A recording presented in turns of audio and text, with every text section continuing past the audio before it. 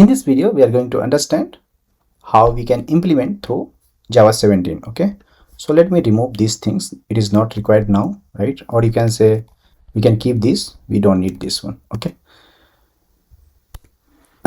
Now think that we have given. Let me remove these things also. Okay, or we can keep it. It's okay.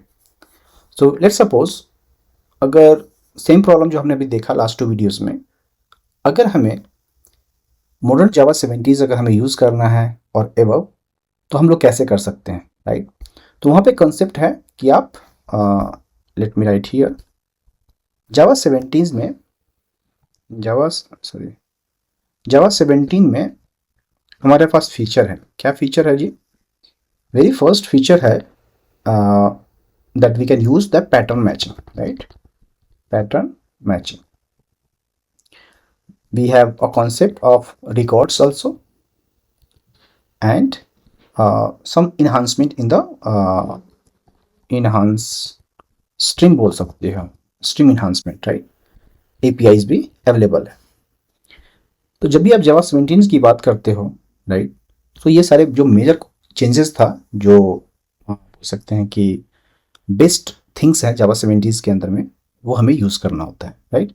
So how we are going to use that we will understand here. Okay, now think that agar if you want to implement with the Java 17, how we'll do that?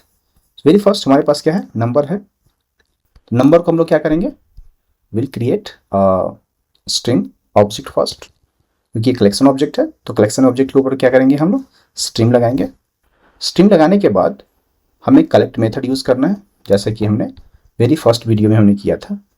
Collect के पास क्या होता है? Collectors होता है terminal functions के लिए. तो आप क्या कर सकते हो? कलेक्टर्स डॉट लगाओगे और आता है ग्रुप बाय, जो पहले वाले अप्रोच में हमने किया था, राइट? जब ग्रुप बाय यूज करेंगे तो हमारे पास ऑप्शन है कि हम क्या पास करें. लेट्स सपोज कि बोल सकते हैं, लेट्स सपोज कि हम लोग थोड़ा कुछ और ही एक्सप्रेसिव कोड लिखना चाहते हैं, राइट? उस केस में हम कैसे करेंगे? हम चलेंगे, सब चीज़ समझेंगे, बट लेट्स सपोज ये कैसे करेंगे. लेट्स सपोज हम n को डिवाइड करके चेक करें कि वो ऑड है या इवन है. ईच नंबर अगर 0 आता है तो सिंपल बात क्या है कि वो इवन है, तो बोल सकें ये इवन नंबर है, जो हमने देखा था. अदरवाइज ये क्या है भाई? ऑड नंबर है.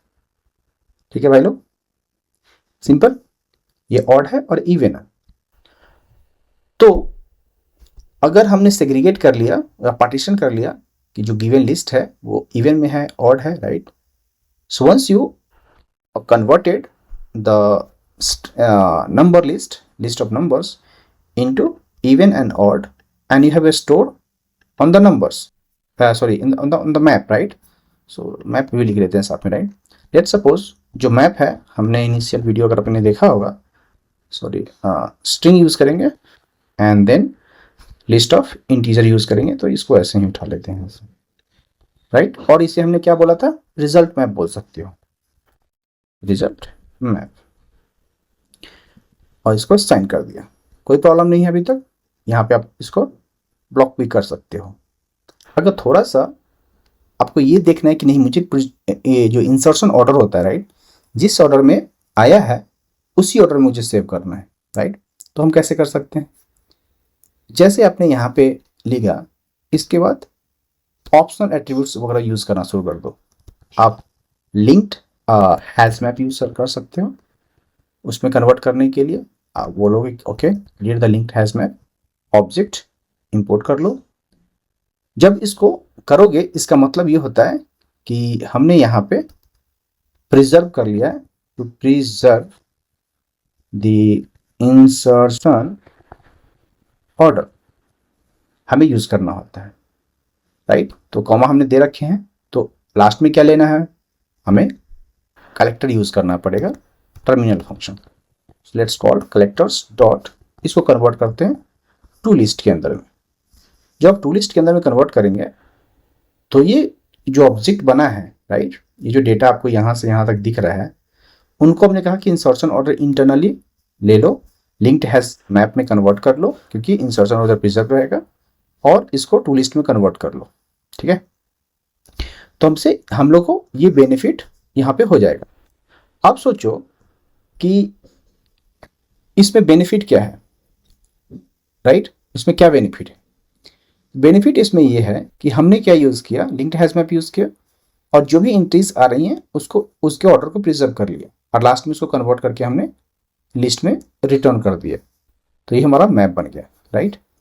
अब रन करोगे तो आपको उसी ऑर्डर में, और जो अभी ज़्यादा चेंजेस तो नहीं दिखेगा, बट उसी ऑर्डर में आपको दिखेगा। बट यहाँ पे क्या हो रहा है, ये मैप है, ओके। सो यहाँ पे आपको कन्वर्ट करना पड़ेगा वापस, इवेंट के लिए इवेंट लिखना पड़ेगा जी, and for odd you need to odd, you have to write the odd.